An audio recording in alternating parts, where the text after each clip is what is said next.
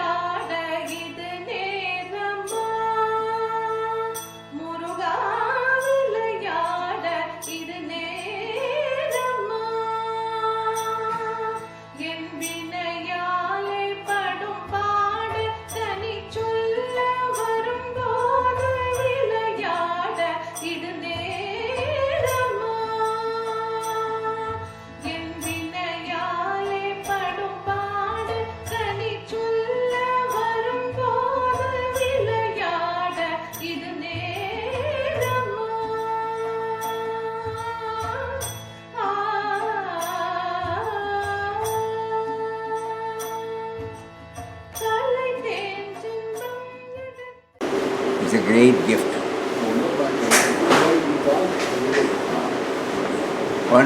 An embodied self, that is what we always say, We need a platform.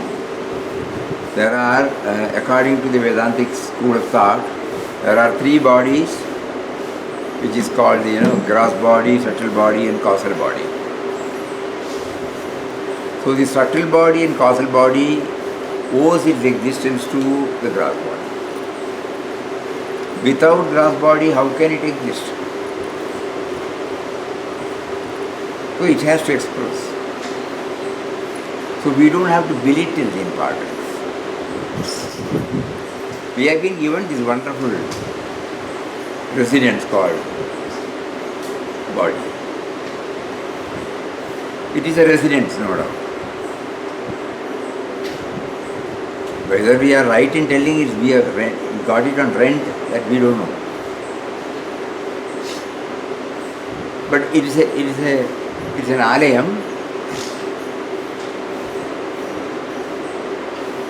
Panchendriya Mahabhudam Sambhavam Karma Sanchitam Shariram Sugadukhanam Bhoga Ayatanam Uchade. Ayatanam. Ayatanam means residence. One has to have a residence, Even in the ordinary parlance, we say, Kero platform, we say, we don't have an existence. We don't have an identity. Even if you want to get a ration card, an Aadhaar card, anything, you need an address. So our physical existence is substantiated by a place. Where are you from? Normally we ask, Even in many of the records it is asked date of birth, date of place. So like that, this is an ayatanam, this is a house in which the self resides. Self in the form of a jiva. Self resides everywhere. Self in the form of a jiva resides. And this human body, through this human body only, we can get over and know our original nature. So every time, instead of pampering the body, suppose we look at the body as a gift of God, to know Him, to realize Him, to move towards Him, then it becomes, that is why we are taking care of it. We are making it presentable. Because early morning when we go to the temple, what does the pujari do? He cleans everything. Gives a good bath, abhishek. Adorns the deity with dress, flowers, kumkum or chandan. Everything is done. Similarly, God has given us this wonderful equipment called body. The other day we made a brief aerial view of the body, about 250 or 270 or something like that organs are there in the body. 72,000 nadis are there, nerves are there in this body. And a wonderful setup is going on. A very big office, corporate office is being conducted there. trillions and trillions of cells are being born and they disappear, again they are renewed. And there are so many departments going on, so many sense organs of actions, organs of perception. Day for yesterday we saw the different functions of the pranas. Just as a witness, watch. And because it was born, it has to die. Utpannamayidu nashikyu. Whatever that is born will definitely perish. So that is the nature of the body. And a spiritual aspirant or a devotee will definitely try to accept that birth, growth, disease, decay, death. Decay, disease, death, yes. That is the nature of the body. When we accept it as the nature of the body, like any other fruits, right from the bud, it the blossoms, then the pollination or fertilization, then the fruition, then the maturing, then after it has reached the period of maturity, it is plucked, it is kept, and if it is not used, it will go bad. That is the nature. So there is nothing to be worried about, nothing to be tensed about. We all think that it is eternal for us. Though we know it is not eternal for somebody, for us it is eternal. That is why we are unable to compromise or reconcile with anything that is happening to this body. So we keep on. The first question is,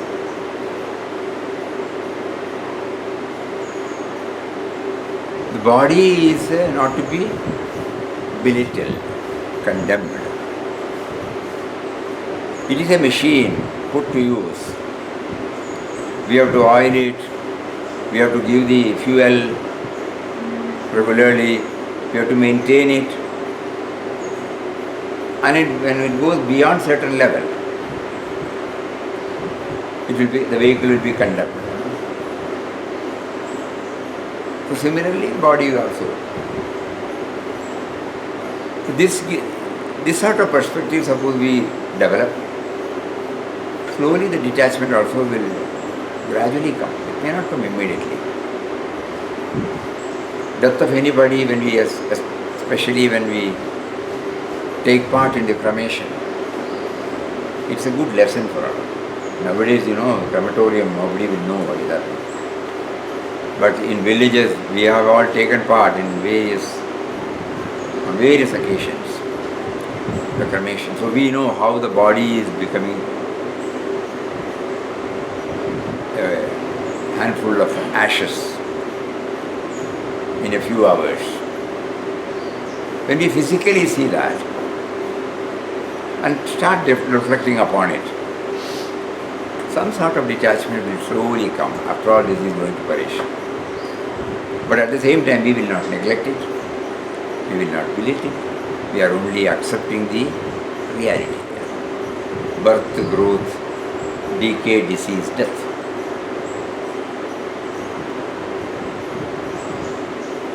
And again, when we do the reflection more and more, as outlined in Atmabodh, where he brings out the three bodies.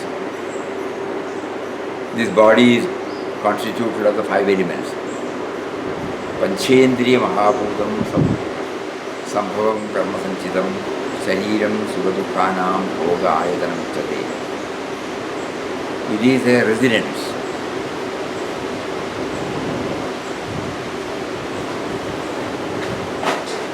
In Srimad Bhagavad Gita, though the Lord says, Dukhalayam Ashashvatam, he is not condemning. It is only for us to understand that this is Ashashvatam. To know that this is Dukhalayam and Ashashvatam, we need a body. Through the body only we know that it will be never a straight graph. It will be like this only, ups and downs. Today you are in a good mood, next day you are in a depressed mood. Third day you are in an elated mood. Same incident can cause you disturbance today. Same incident cannot touch you later on. Same thing. So there is a lot of ups and downs. Because the mind, who presides over all the activities in our body, it changes its colors very often. But the body is not affected. Body is affected only because of the nature, characteristic. So some influence will be there of the mind also on the body. Yes, correct.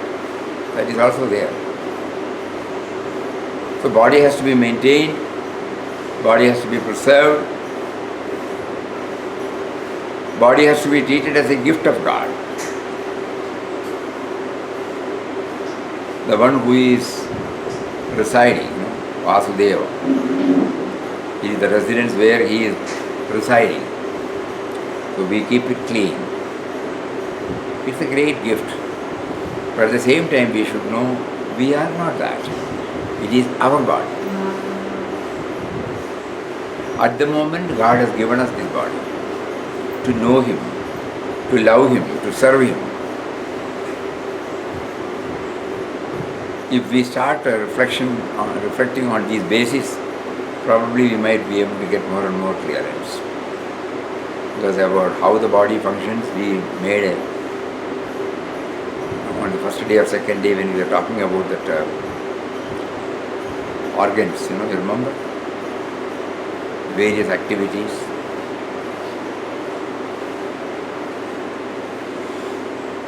And when Mataji says we should leave Deha Buddhi, what she meant to us, only to know our real nature.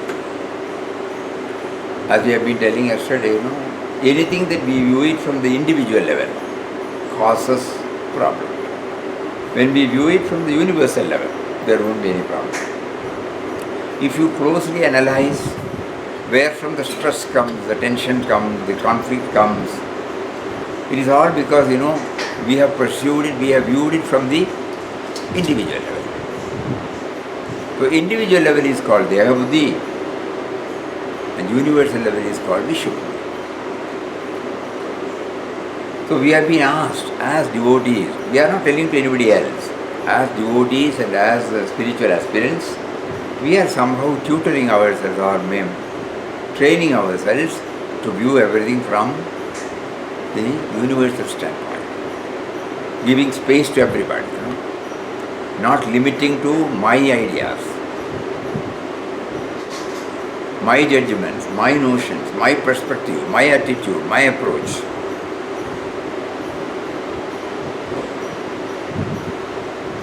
If that is there, to a very great extent, unknowingly the detachment also takes place. So Mataji's words are, it's very easy to remember for reflection. Very difficult to make it a reality, but that we can slowly do it. In simple words she said, Deha Buddhi and Vishwa Buddhi. You should leave the Deha Buddhi and try to view everything from the Vishwa Buddhi. Now coming back to our usual text. Today we will read Papa's words first.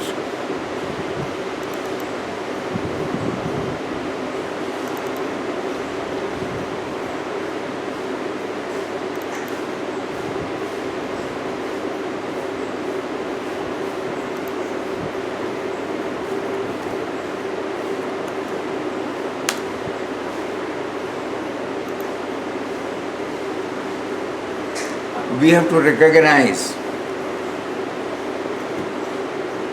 that beyond the exterior dynamics of the body and mind, there is within man the spirit, capital S,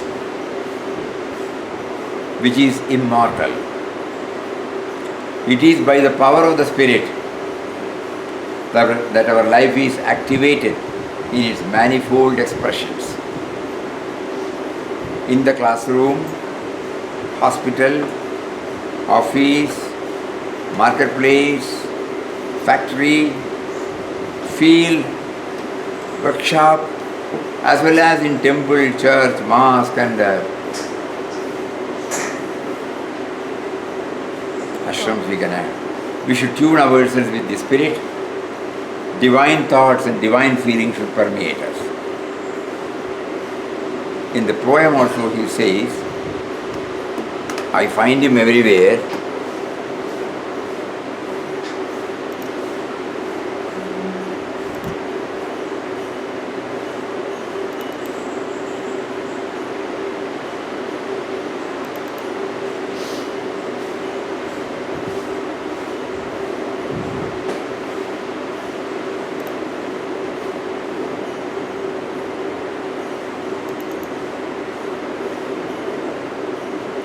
I find my God in fields, hills, dales, workshop,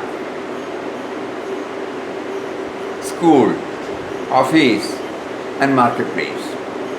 So today we will take a workshop.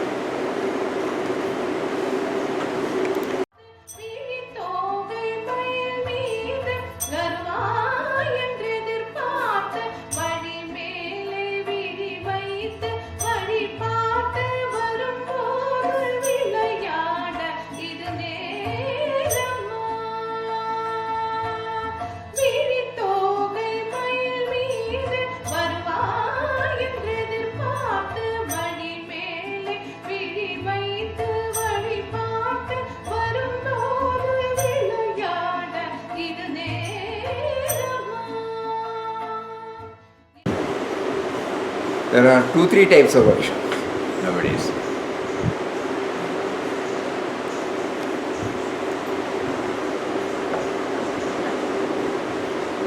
A room or a building in which certain parts are manufactured and repaired. Anything that has been produced and made to use will cause different types of problems normally termed as wear and tear. Workshop is a place where this problem is detected and corrected. Second type of workshop is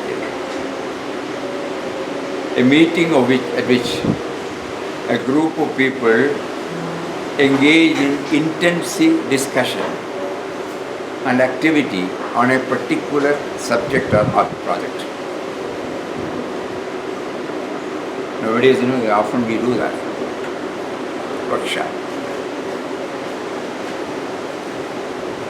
And in some case, they also do present a performance using intensive group discussion and improvisation in order to explore aspects of the production prior to a formal staging. Rehearsal. So normally when we understand this, we should all know, as soon as our educational career is over and then enter into a professional career, there will be umpteen number of problems, mostly within, because knowledge is in the process of application. At the time of conceiving the knowledge, absorbing the knowledge, assimilating the knowledge, we form various concepts. But when it comes to the actuality, it need not be there. Because our puny intellect can go only to a limited extent. But we are out and in the field. When the process of application comes, we find so many hurdles because so many things are unknown to us.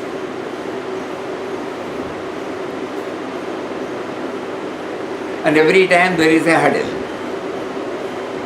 Just watch, if you go back to your own profession, the period when from the educational career to the professional career, or from the ordinary lady to the housewife, that's their profession.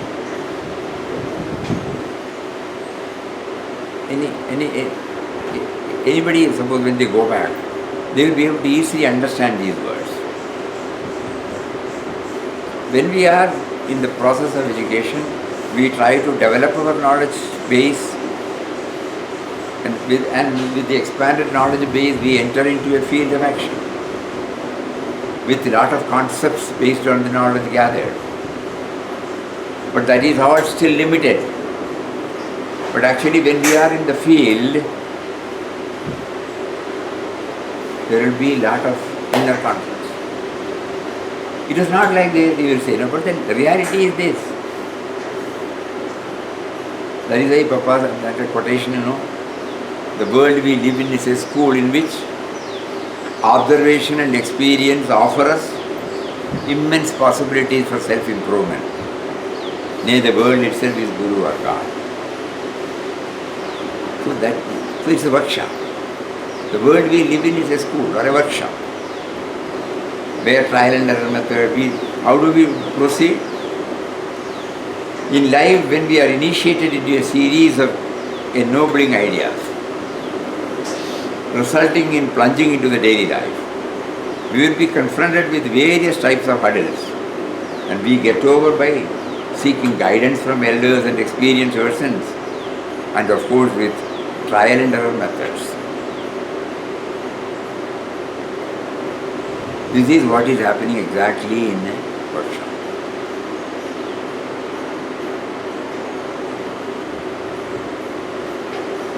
Just like the doctor tries first to diagnose, suppose the vehicle suddenly stops. Somehow, it is hooked to another one, taken to the workshop. He will first come and check up all the basic things. And suppose all basic things are all right, but still the vehicle does not get started. Then he will go into the details. The moment he detects, then he will start preparing. Replace the one, the damaged one because of which all these problems came.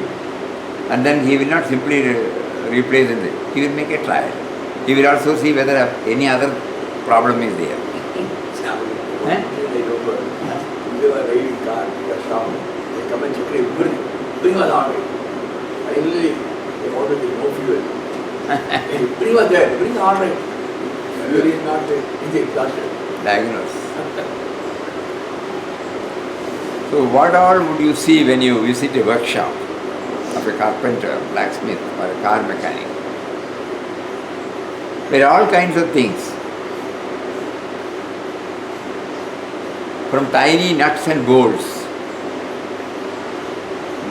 to cutting welding tools, from pieces of wood to power drills.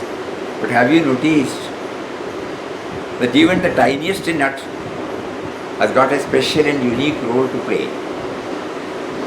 Imagine what will happen if a couple of screws on the ceiling on the top of your head just comes off. Just imagine. So God is teaching us 2-3 things. One is that I gave you an equipment, it's all right, but it is subject to wear and tear at the physical level. At the mental level, you may form certain concepts. It need not necessarily get aligned with the reality outside. So I am pushing you to the workshop now. All are important. Everybody is important. Everybody is part of the important. We have to see that I find him everywhere means we have to view it from that angle. Everything that we see outward, it is a lesson, something for us, just like the nuts and bolts. If it is stacked properly, you can easily get it. If it is put haphazardly, every time you have to search, your searching time will be more.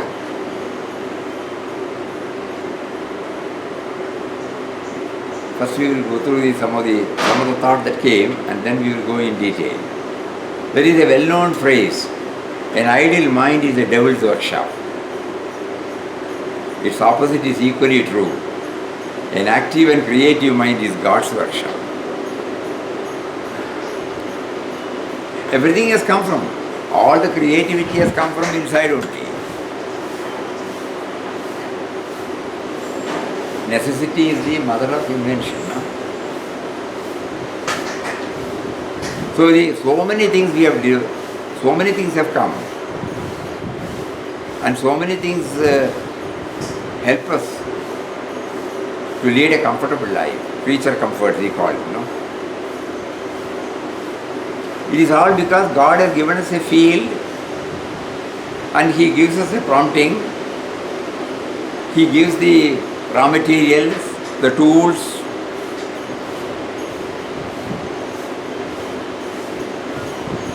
And then what happens? It becomes a reality. And it is serving. 3-4 days back, one of the ashram friends, whose son is a, robot engineer.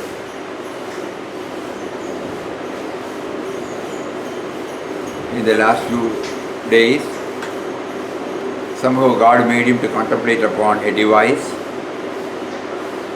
which can do the sanitizing, or the sterilizing, the place where the corona affected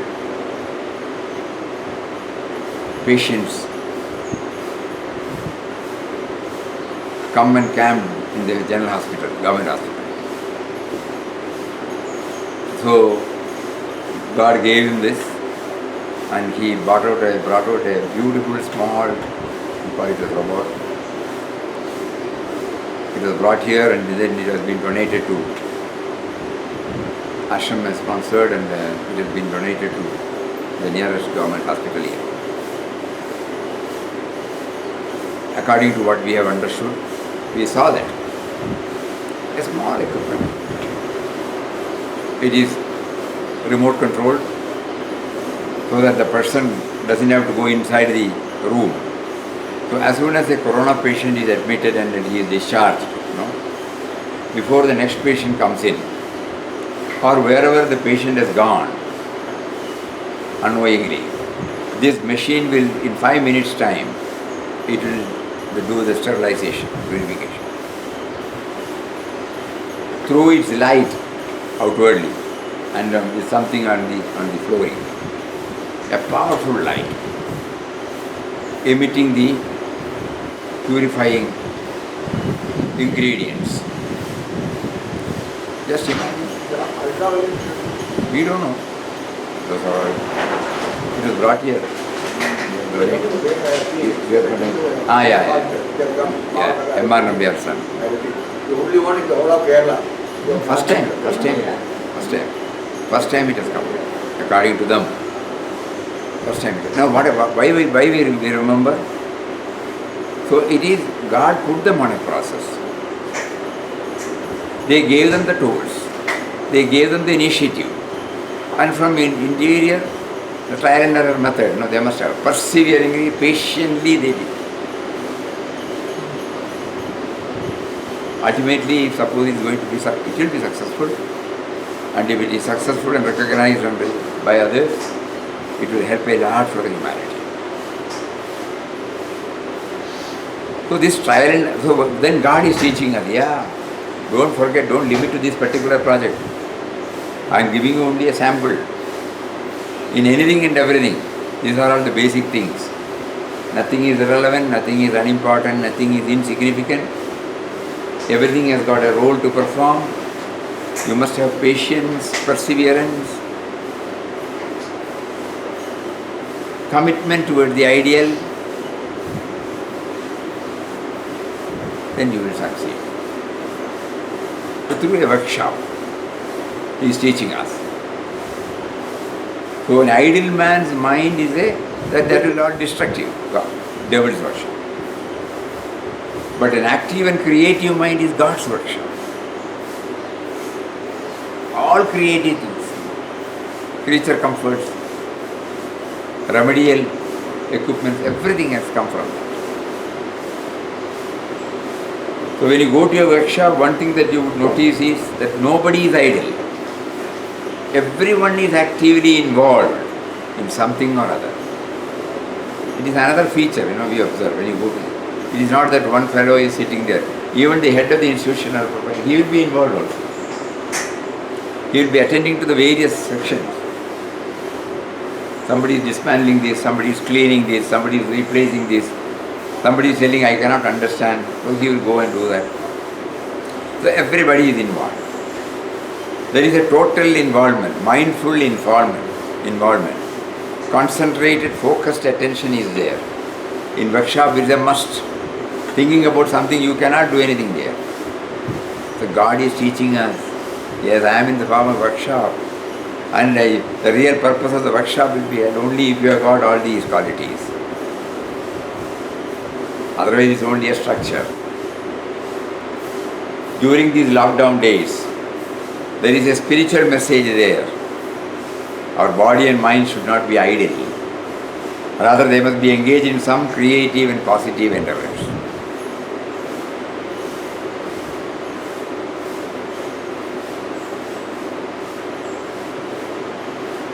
Because otherwise, it will create hell, the mind.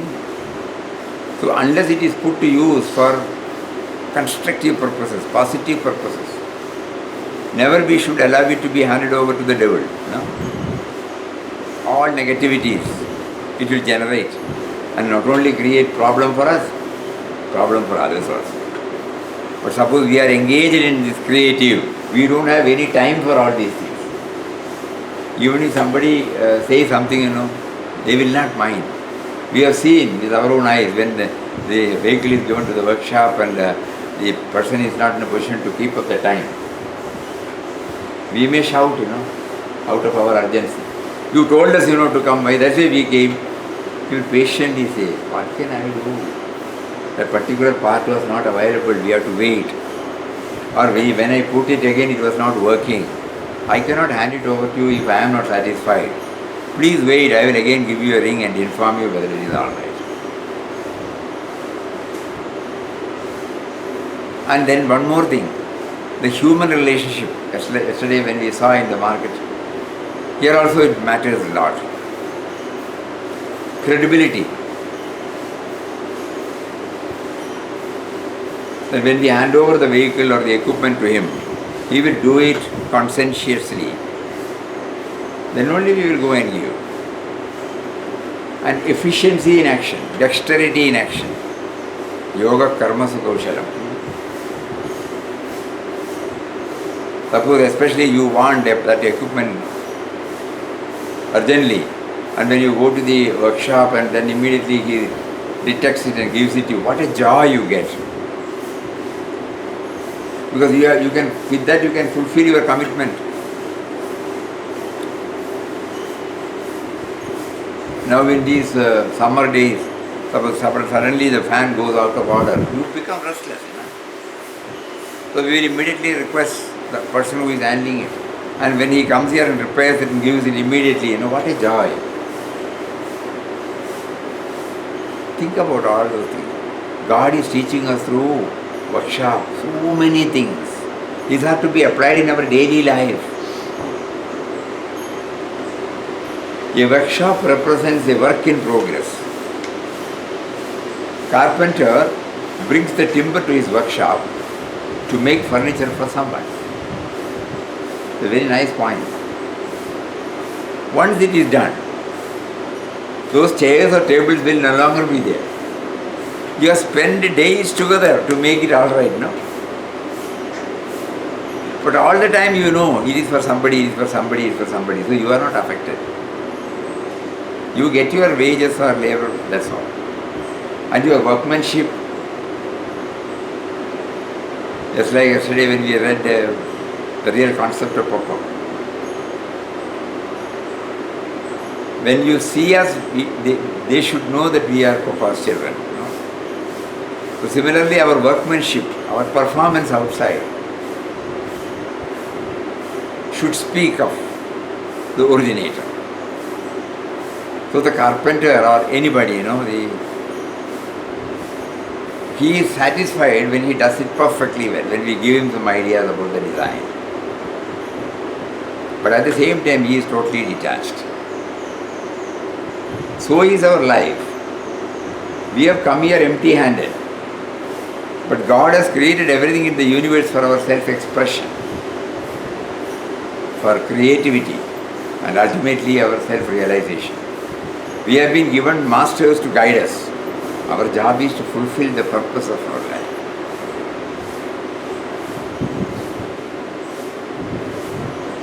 Think. These are only a few dimensions. It has to be developed.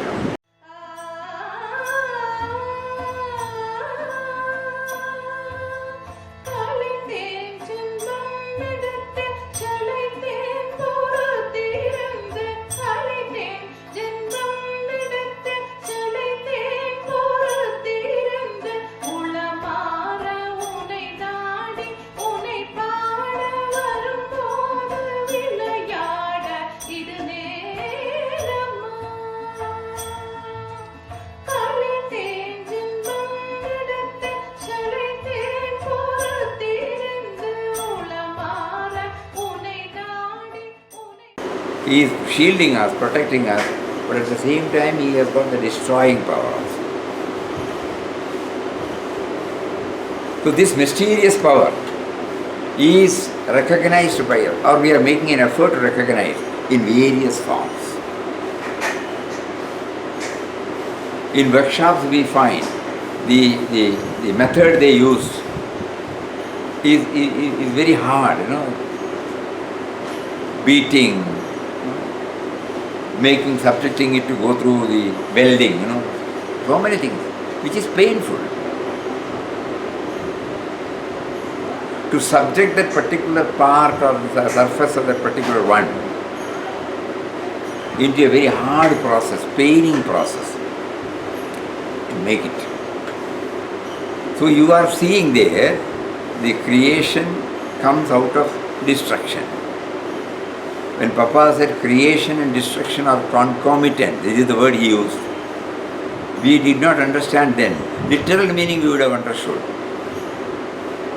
The real meaning when you go to the workshop, yes. From an ordinary one, suppose a particular gasket or washer is needed, or a particular nut or bolt is needed, what he has is undersize or oversize. He has to subject it to go through a lathe, where it is being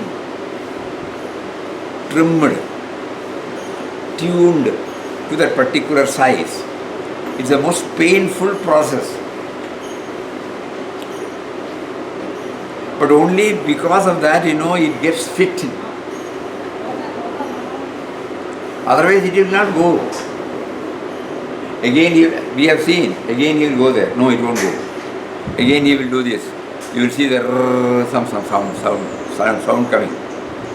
And then when the sharpening is over, when the trimming is over, he again goes and puts it. And finally, the no-go. That's what they say in their language. From the no-go to the go stage. When it does that, it gets fitted in.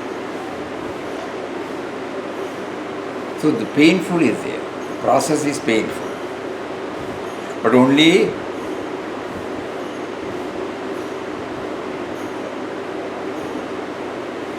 pain precedes deliverance. Without pain there cannot be gain. All these expressions, we understand now. So many things, the workshop teaches us. Another aspect. When you go to a workshop, you may see a few apprentices being trained by the master craftsman. He will watch him doing and do it himself until he gains enough experience and becomes a professional. In spiritual path, we must consider ourselves as apprentices under our chosen master, whose life and teaching serve as a guide to reach our destination. As an apprentice, we need to be humble, persistent, observant, committed. Our master wants us to reach where he is. And he always assures that it is possible provided we live according to his message.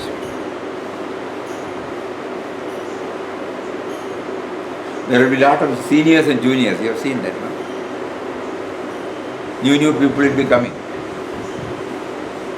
Each one will take up what can be done by him in the formative period, and later on, he will be given important assignments, later on very important assignments, later on vital assignments, and finally he becomes an authority on it.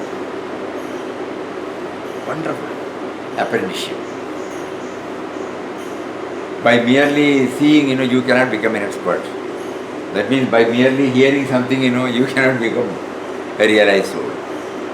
At best we may be able to memorize and share. But when you actually go through that experience, when you observe that experience, it enriches.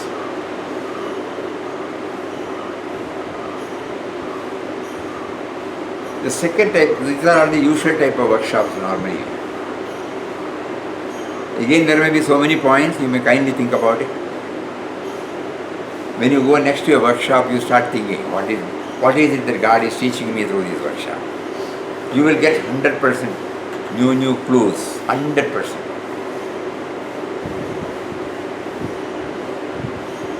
Coordination also should be there,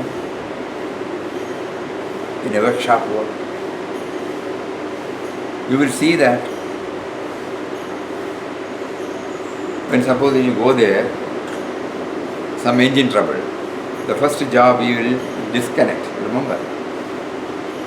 Then they will dismantle. And then everything is washed. Then all the dismantled part will be closely observed by the chief man. And he will be able to identify which have gone bad, which are to be identified. Then he gives you a list, go to the market, buy. Then you come and give it to him. Then he will again assemble and then test. Assembling, dismantling is very, it looks to be easy. Assembling is very tough. Because in dismantling, it is easy, relatively easy. I don't say it is easy, relatively easy. But in assembling it is not like that. Destruction is easy. Destruction is very easy. Destruction is very easy. Construction is very easy. That very word. Destruction is very easy, construction is very important. That is the clue God gives us. For eliminating a root in 5 days, but for completing it took 3 months. Like that. And while assembling, it should be done in a chronological order. There is a set order there.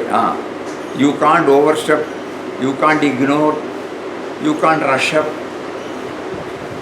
There will be a small tender gaskets, If it is not handled gently, it will be again damaged. And before that some lubricant has to be applied and then only it gets fitted there. So many things, minutest. The care and concern will be minutest. It will be sharp, focused. Every time your mind is fully occupied with that. When we were all going, we have never seen anybody using, on those days there were no mobiles. But even now if the mobile is there, no mechanic will be carrying the mobile inside. Because his attraction will get diverted. Total focused attention is a must. So these are some of the things which we learn, and we come to the next workshop. Normally we call it as workshop. There also, through that workshop also, God is teaching us so many things. The second type of workshop is where various aspects of the project is discussed.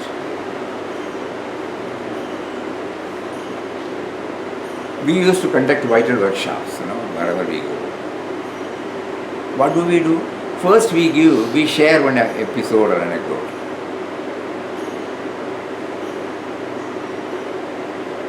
By sharing that episode, our intention is to draw their entire attention to the topic. Otherwise the mind will be going here and there. And to know that whether the focused attention is there, immediately after it's over, one question will be asked, did you like this? If somebody comes and says, yes, I liked it, then you say, why we liked it? Then we open, nowadays technology has offered us so many facilities like what do you call the screen, projector. So we sit here with a laptop and we will ask the reaction from everyone. Each one will point out one aspect which attracted them. Here also, God is teaching one more. Initially it will be a non-starter. There will be, pause the moment we say, tell us whether you liked it or not. Each one will be looking at each other, nothing like that. Then suddenly one person will come and say, yes, I like it. Then he says, can you kindly explain which part you liked it or why? When he says something, we will type it out. When you see that, it touches and kindles in me some other part. So this workshop helps us that the moment we are very clear about the ideal, that means the topic, and when we start reflecting upon it, so many things are hidden here, lying dormant. We ourselves don't know. It helps us to touch and kindle and bring it out. After 1 or 2 or 3 hours, you will find the whole session becomes lively. Each one will share their one. And ultimately the topic on which you are taking it gets crystallized. Previously, it came from different angles, and when everybody pools their idea, the whole thing becomes crystallized. And every workshop gives you a new dimension. It gives you clarity. Whether we are having a workshop with students or teachers or parents, we have found we learn a lot. It is not that we have gone there to teach them. It is everybody gets benefited by this workshop.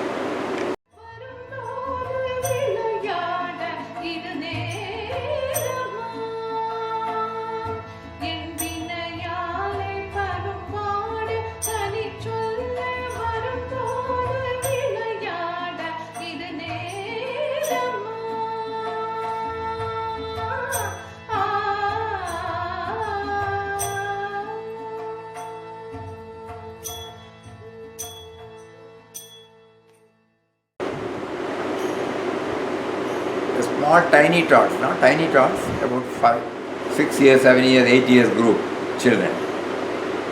We did not know what to tell them. So finally we told them something about water preservation, and we casually mentioned, so whenever you see any water tap leaking, you should know that public wealth, water is a public wealth, it is being wasted. When we are all, especially during summer period, when there is a water shortage, we should see that every drop is not wasted. We left it. After 15 days or 20 days, the same group of children were brought again, just for a recap or a review.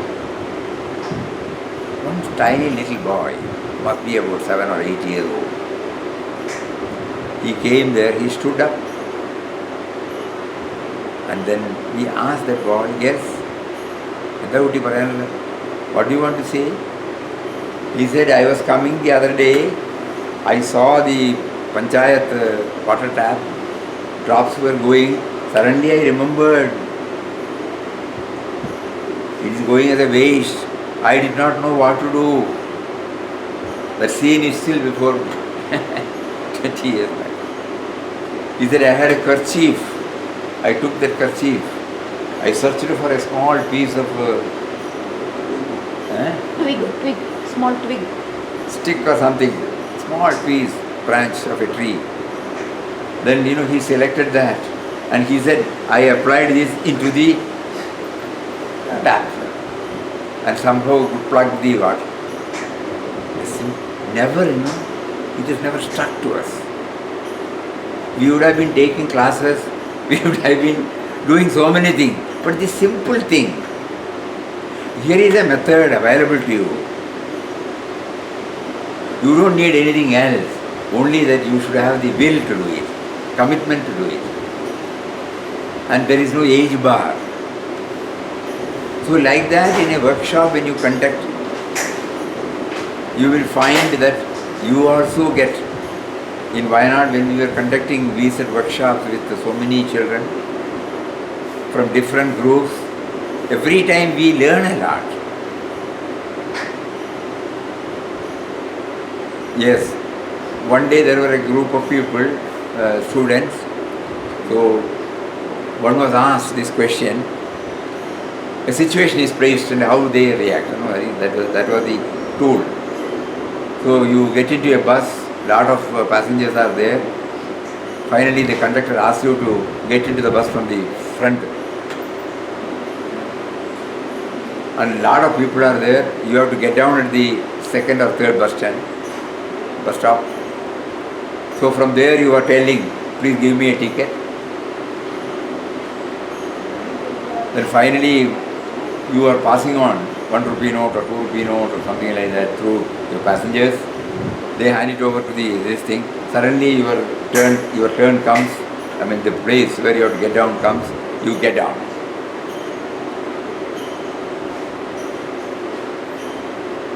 The conductor has not given you back the ticket or the money back. But this is the situation.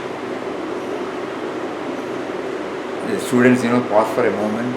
Immediately, the girls came and said, such type of people, we should immediately catch hold of them. This is how our country is going from bad to worse. Immediately, we should ask the conductor to stop.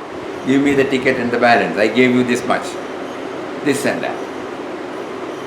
One boy was sitting. We were watching the scene. When the girl stopped, he stood up and said, why should we jump into the conclusion that he has deliberately done? You yourself say that there are a lot of people. He is not in a position to move and come to you to give the ticket. You have sent the money through somebody. In that hurry he would have put it. He would have taken the ticket, he would have tried to give, but so why don't you think that suppose you are in that position, you will not deliberately do it.